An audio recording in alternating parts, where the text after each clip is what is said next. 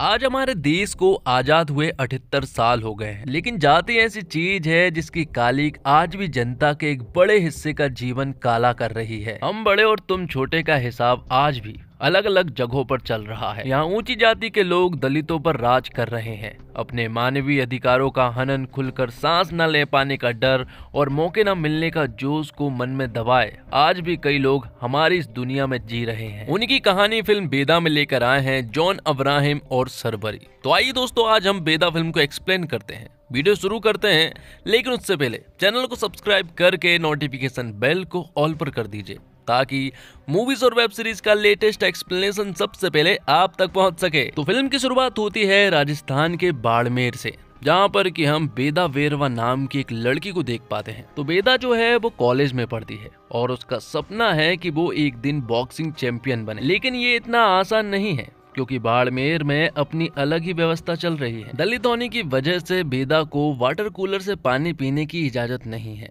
वो मटके का पानी पीने को मजबूर है। अगर वो पानी खत्म हो जाए तो समझ लीजिए आपको प्यासा ही रहना पड़ेगा। बेदा अपनी रोजमर्रा की जिंदगी में अपने समाज के लोगों को अपनी जान गंवाते देखती है। उसकी आंखों के सामने लोगों को मारकर उनके घर की लड़कियों को उठा लिया जाता है और उसे अपनी नजरें ऊंची करने की भी इजाजत नहीं है। बाड़मेर में नीची जाति का लड़का अगर ऊंची जाति वाली लड़के से अफेयर या फिर शादी कर लेता है तो उनकी जान जाना तो एकदम तय है। और इस जान का फैसला प्रधान जितेंद्र प्रताप सिंह लेते हैं, जो कि 150 जिलों के प्रधान हैं। भले ही वे 150 जिलों के प्रधान हो, लेकिन जब बात न्याय की आती है तो वो अपने मन से ही अपनी जाति के लोगों को ध्यान में रखकर ही करते हैं। लेकिन बेदा की फिलहाल प्रॉब्लम ये नहीं है, प्रॉब्लम तो आने वाली है, क्योंकि उसका बड़ा भाई जो है वो ऊंची जाति की लड़की से प्यार करता है और वो उसे शादी भी करना चाहता है। बेदा की फैमिली में उसके माता पिता के अलावा उसकी एक बड़ी बहन और एक भाई है जो कि ऊंची जाति की लड़की से प्यार करता है। अब आगे सीन शिफ्ट होता है पीओके में, जहां पर कि हम मेजर अभिमन्यु को देख पाते हैं, जो कि गोरखा रेजिमेंट से है और वो यहाँ पर एक मिशन पर है। उसे इलियास नाम के आदमी को जिंदा पकड़ना है, इसलिए वो यहाँ पर डॉक्टर बनकर आया हुआ था। लेकिन जल्द ही उसकी चोरी पकड़ी जाती है। वो पहचान लेते हैं कि ये डॉक्टर तो नहीं है। फिर होना क्या था, अभिमन्यु जो है उन सभी को सबक सिखाता है और उन्हें बहुत ही बुरी मौत देता है। दूर से कैप्टन भी ये सारा नजारा देख रहे होते हैं और दूर से स्नाइपर के द्वारा अभिमन्यु को भी मदद मिल रही थी। सभी को मारने के बाद अभिमन्यु के हाथ इलियास लग जाता है, लेकिन वो उसे फौज के हवाले नहीं करता है, बल्कि वो उसे अपने पास रखता है और उसे जान से मार देता है। उसके सर को काट कर वो लेकर आ जाता है। अभिमन्यु ने कैप्टन की बात नहीं मानी थी और अभिमन्यु ने उसे इसलिए मारा क्योंकि इलियास ने उसकी बीबी राशि को हाल ही में जान से मारा है, इसलिए अभिमन्यु ने अपना बदला लिया। लेकिन इसका प्रभाव ये पड़ता है कि अभिमन्यु का कोर्ट मार्शल हो जाता है और उसे आर्मी से निकाल दिया जाता है और उसे एक नॉर्मल इंसान के रूप में अब जीना था। दरअसल में अभिमन्यु जो है वो अपनी पत्नी राशि से बहुत ज्यादा प्यार करता था। अभिमन्यु का राशि के अलावा इस दुनिया में कोई भी नहीं था, इसलिए अभिमन्यु ने बदला लिया। जिसके बाद अभिमन्यु जो है वो राजस्थान के बाड़मेर पहुंच जाता है, क्योंकि अभिमन्यु ने राशि से वादा किया था कि अगर उसे कुछ भी होता है तो वो सीधा बाड़मेर ही जाएगा। दरअसल में बाड़मेर में राशि का घर है, मतलब कि अभिमन्यु का ससुराल। ससुराल में सिर्फ और सिर्फ उसके ससुर जी ही मौजूद हैं। तो अभिमन्यु का हाल ही में कोर्ट मार्शल हुआ है, हाल ही में बाड़मेर आया है, इसलिए उसके पास कोई भी काम नहीं है। लेकिन कॉलेज में बॉक्सिंग के कोच की नौकरी उसे मिल सकती है अगर प्रधान जी थोड़ा सोर्स लगा दे तो। पहला ही दिन था यहाँ पर आते हुए और पहले ही दिन यहाँ पर अभिमन्यु को एक सूटकेस में डेड बॉडी मिल जाती है, जो कि एक लड़की की थी और इस लड़की को प्रधान जी के आदमियों ने मारा है, क्योंकि ये लड़की नीचे जात वाले लड़के से प्यार करती थी और उससे शादी कर ली थी। तो आगे हम देखते हैं प्रधान जी को, जो कि दिखने में सीधे साधे हैं और लोगों के सामने भी इंसाफ बिल्कुल सीधा साधा ही करते हैं। लेकिन रात होते ही वो अपना इंसाफ चेंज कर देते हैं और लोगों को बेरहमी से मार देते हैं। तो यहाँ पर अभिमन्यु आता है, जो कि बॉक्सिंग की कोच की नौकरी लेने के लिए आया। प्रधान को राशि के बारे में सब कुछ मालूम है, वो उसे बहन की तरह मानता था, इसलिए प्रधान ने यहाँ पर अभिमन्यु को कॉलेज में कोच की नौकरी दे दी थी। तो यहाँ पर अभिमन्यु का कॉलेज में पहला दिन था और अभिमन्यु ने ऐसा माहौल कहीं भी नहीं देखा है। जिस वजह से उसे बाड़मेर थोड़ा अजीब लग रहा था। अभिमन्यु देखता है कि प्रधान का छोटा भाई जो है वो अक्सर नीचे जात के लोगों पर जुल्म करता रहता है और उन्हें किसी भी चीज में आगे ना बढ़ने देने की पूरी कोशिश करता है। तो अभिमन्यु पहले ही दिन बेदा नाम की लड़की से मिलता है जो कि बॉक्सिंग सीखना चाहती है, लेकिन नीचे जाति के होने की वजह से उसे प्रधान जी या फिर उनके छोटे भाई से परमिशन लेनी पड़ती। लेकिन अभिमन्यु यहाँ पर देखता है कि बेदा का जोश और जुनून उन लड़कों से ज्यादा है जो कि कुछ भी नहीं करते हैं, और अभिमन्यु ने बेदा के उस जोश और जुनून को देख लिया था। एक दिन जब वो सभी लोग बॉक्सिंग की लाइन में लगे हुए थे, तभी यहाँ पर प्रधान का छोटा भाई आता है और वो बेदा को लाइन से निकाल देता है। वो कहता है कि तुम्हें लाइन में लगने की कोई भी जरूरत नहीं है, और वो उसे यहाँ पर साफ सफाई करवाने का काम दे देता है। कुछ दिन ऐसे ही चलता है और जब बेदा जो है वो कॉलेज के लिए निकल रही होती है, तभी प्रधान का छोटा भाई जो है वो उसे रोक लेता है और वो बेदा को बॉक्सिंग के वो 5 पंच मारता है जो कि कोच ने उन्हें हाल ही में सिखाए हैं। ये पंच दूर से बेदा ने भी सीख लिए हैं, लेकिन वो कुछ नहीं कर सकती, जबकि बेदा ने पिछली रात को ही अपने घर वालों से 20,000 रुपए लिए थे ताकि वो बॉक्सिंग के लिए सारी चीजें खरीद सके। लेकिन प्रधान के छोटे भाई ने सारे नोट फाड़ दिए और बेदा की हालत भी बहुत ज्यादा खराब कर दी थी। लेकिन अब हद हो चुकी थी, क्योंकि ये सारी चीजें जब अभिमन्यु देखता है तो उसे गुस्सा आता है। रात को जब प्रधान का छोटा भाई और उसके सारे दोस्त जब एक क्लब में एंजॉय कर रहे होते हैं, तब अभिमन्यु अपने चेहरे पर एक मास्क डालकर वहां पहुंच जाता है और प्रधान के लोगों को बेरहमी से मारता है। यहाँ पर उसकी एक वीडियो भी बनी थी, लेकिन चेहरे पर कपड़ा लगा होने की वजह से दिखाई नहीं दिया, जिस वजह से प्रधान को समझ नहीं आ रहा था कि आखिर उनके लड़कों को किसने मारा है। हालांकि उसे शक जो है वो अभिमन्यु के ही ऊपर हो रहा था। अब आगे हम देखते हैं कि अभिमन्यु ने बेदा की ट्रेनिंग शुरू कर दी थी। वो कॉलेज के टाइम पर ट्रेनिंग नहीं करते थे, बल्कि सुबह सुबह बहुत जल्द ट्रेनिंग शुरू करते थे। लगभग 4 से 5 बजे के आसपास वो उसे पूरी ट्रेनिंग देता था। तो बेदा जो है वो बहुत ज्यादा मेहनती थी, इसलिए अभिमन्यु को बेदा को ज्यादा चीजें सिखाने की जरूरत नहीं पड़ी थी और कुछ ही दिनों में उसने उसे बॉक्सिंग के लिए पूरी तरह से तैयार भी कर दिया था। और एक दिन बॉक्सिंग के कोर्ट का उद्घाटन करने के लिए प्रधान जी आते हैं, तो यहाँ पर बेदा जो है वो अभिमन्यु के कहने पर प्रधान जी से परमिशन मांग लेती है कि वो भी बॉक्सिंग चैंपियनशिप का हिस्सा बनना चाहती है। अब क्योंकि सभी के सामने वो मना नहीं कर सकता था, इसलिए प्रधान जी हाँ कह देते हैं। और ये सुनने के बाद तो बेदा बहुत ज्यादा खुश हो जाती है और होली के टाइम पर वो बहुत ज्यादा जश्न भी मनाती है। लेकिन बेदा के साथ कुछ ऐसा होता है जो कि उसने सोचा भी नहीं था, क्योंकि उसका भाई गोपाल और जो बड़ी जात वाली लड़की से वो प्यार करता था, वो एक जगह पर रोमांस कर रहे थे। लेकिन तभी प्रधान के छोटे भाई ने उन्हें देख लिया था, जिसके बाद तो उनके ऊपर एक इंक्वायरी होती है। ये तो बेदा के परिवार के लिए एक सजा के रूप में थी और प्रधान जी अब इस सजा को देने वाले थे। सभी के सर पर चप्पल रखी हुई थी, जो कि नीची जाति वालों के लिए माफी का एक प्रतीक था। सभी के सामने गोपाल को नाक रगड़ कर माफी मंगवाई जाती है और यहाँ सभी के सामने प्रधान जी गोपाल को माफ कर देते हैं। यहाँ पर सब कुछ क्लियर हो चुका था, लेकिन अगले ही दिन गोपाल जो है एक बहुत बड़ी गलती कर बैठता है और अपनी प्रेमिका को लेकर भाग जाता है, जिस वजह से पुलिस जो है वो बेदा की पूरी फैमिली को अरेस्ट कर लेती है और उनसे गोपाल के बारे में पूछने लगती है। बेदा की पूरी फैमिली को पुलिस स्टेशन ले जाया जाता है, जहाँ पर कि प्रधान आता है और प्रधान जो है वो बेदा की फैमिली से कहता है कि अगर वो लड़की से शादी करता है और उसे अगर वो धोखा नहीं देगा तो हम उसे माफ करने के लिए पूरी तरह से तैयार हैं। इसलिए अपने भाई मतलब कि गोपाल को वो लोग बुला लें। ये कहने के बाद किसी तरह से वो लोग गोपाल को बुला लेते हैं और जब उनकी शादी हो रही थी तभी यहाँ पर रात को प्रधान और उसके लोग आते हैं और वो गोपाल और उसकी प्रेमिका को जान से मार देते हैं। ये देखकर बेदा और उसकी बहन गहना जो है वो पूरी तरह से हैरान रह चुके थे। वो तुरंत ही यहाँ से भाग जाते हैं, क्योंकि अब अगला नंबर उन्हीं का था, उन्हीं को मारा जाना था, जिस वजह से आगे जाकर वो एक जगह पर छिप जाते हैं। वो एक ऐसी जगह पर छिपते हैं जहाँ पर कि सिर्फ एक ही इंसान भाग सकता था, इसलिए गहना अपना बलिदान दे देती है ताकि बेदा जो है वो आराम से यहाँ से भाग सके। यहाँ पर बेदा जो है वो रोते हुए डायरेक्ट कोच सर मतलब कि अभिमन्यु के पास जाती है। कोच सर के पास जाने के बाद बेदा जो है वो उन्हें सब कुछ बता देती है कि उसके भाई और उसकी प्रेमिका के समेत बहुत सारे लोगों को मार दिया गया है और साथ ही गहना को भी। जिसके बाद कोच सर यहाँ से भागते नहीं है, बल्कि डायरेक्ट हवेली में प्रधान के पास जाता है। वो यहाँ पर सुलह करने की कोशिश कर रहा था, लेकिन प्रधान का ऐसा कोई भी इरादा नहीं था। अभिमन्यु का तो पूरी तरह से इरादा है कि यहाँ पर मारपीट होगी। यहाँ पर प्रधान कहता है कि अगर मारपीट ही करनी थी तो वो यहाँ से भाग क्यों नहीं गया।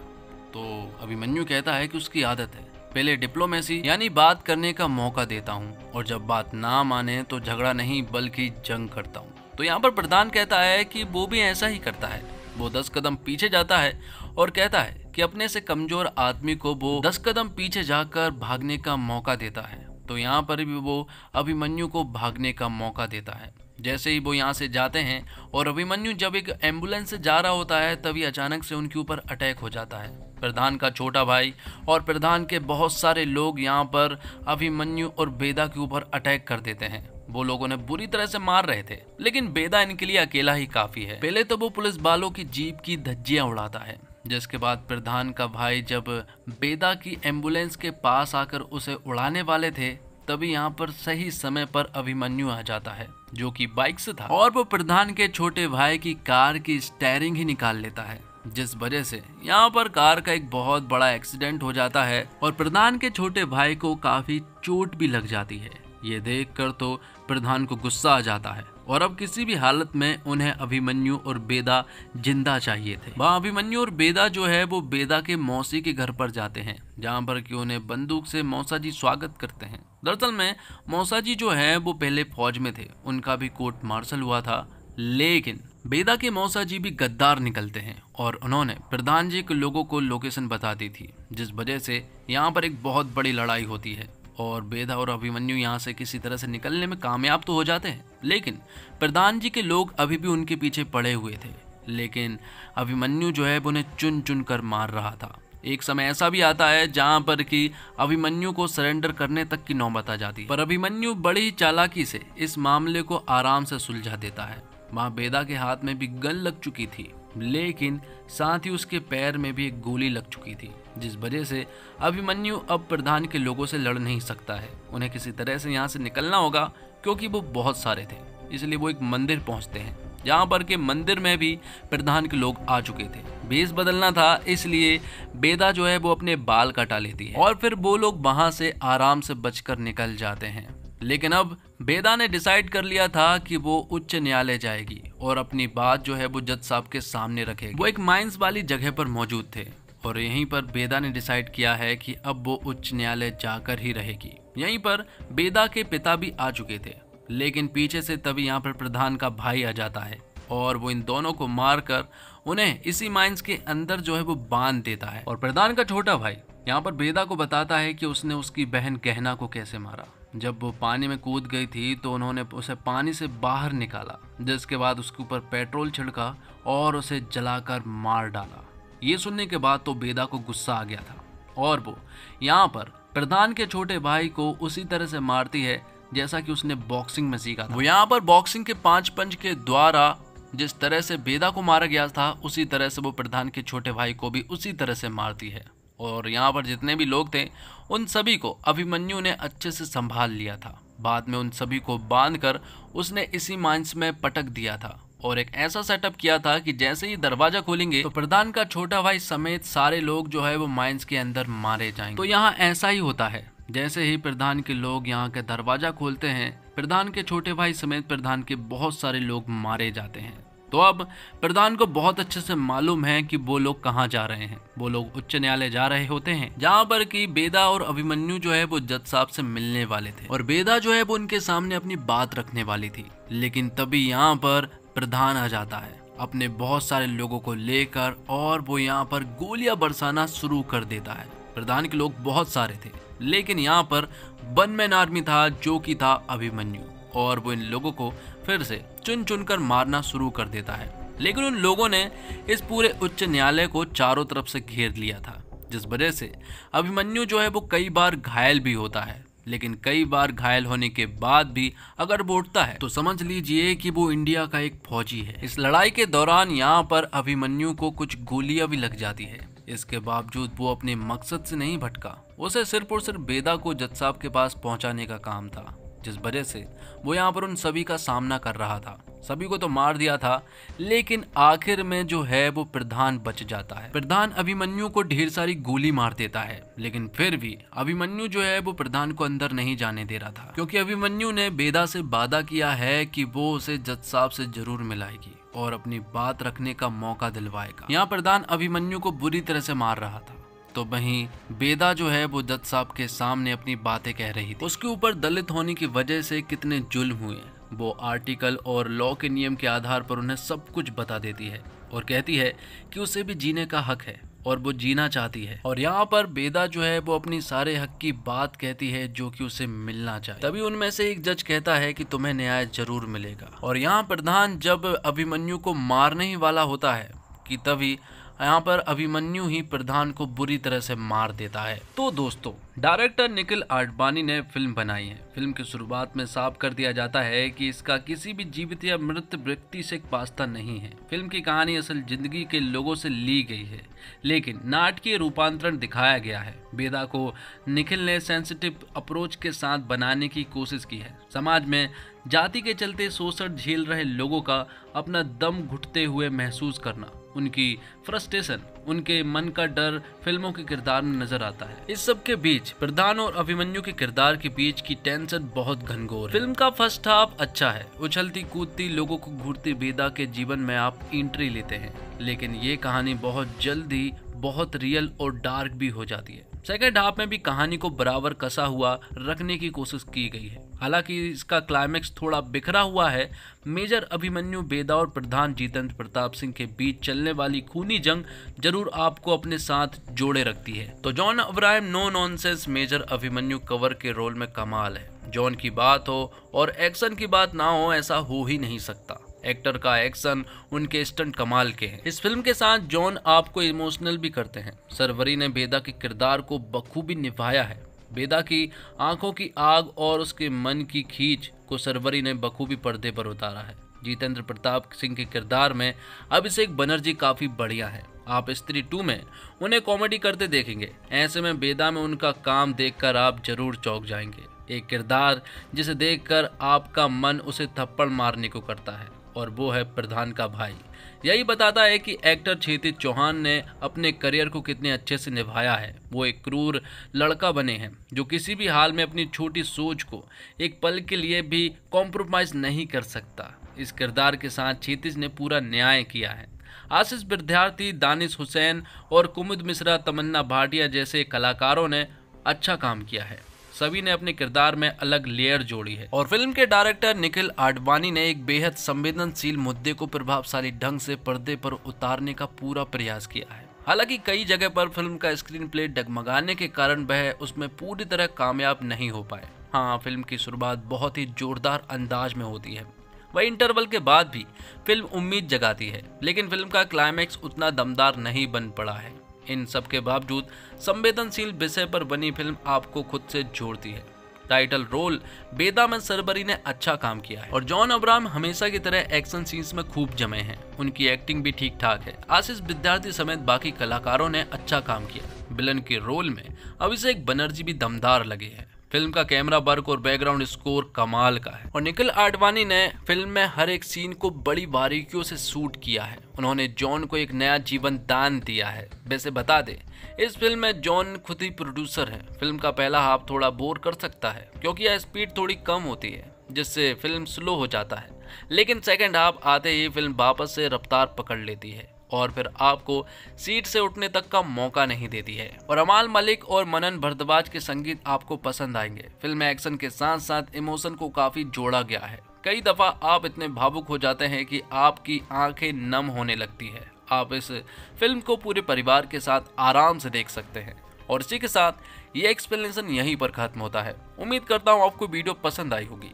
वीडियो अगर अच्छा लगा हो तो वीडियो को लाइक करके, चैनल को सब्सक्राइब करके, नोटिफिकेशन बेल को ऑल पर कर दीजिए ताकि मूवीज और वेब सीरीज का लेटेस्ट एक्सप्लेनेशन सबसे पहले आप तक पहुंच सके। मिलते हैं एक और कमाल की वीडियो के साथ।